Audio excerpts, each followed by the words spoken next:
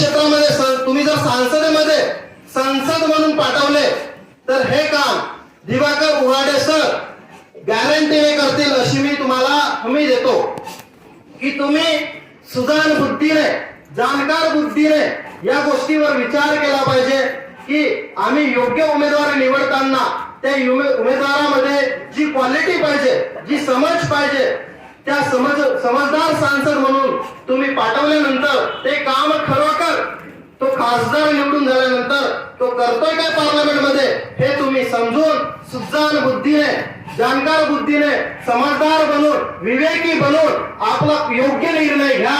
योग्य निर्णय घेऊन कोर्ट समोरील बटन दाबा. 13 नंबरची बटन आहे, त्या बटनला क्लिक करा व दिवाकर उराडे सर अपक्ष उमेदवार यांना तुम्ही निवडून द्या. एवढेच मी विनंती करतो व इथेच थांबतो.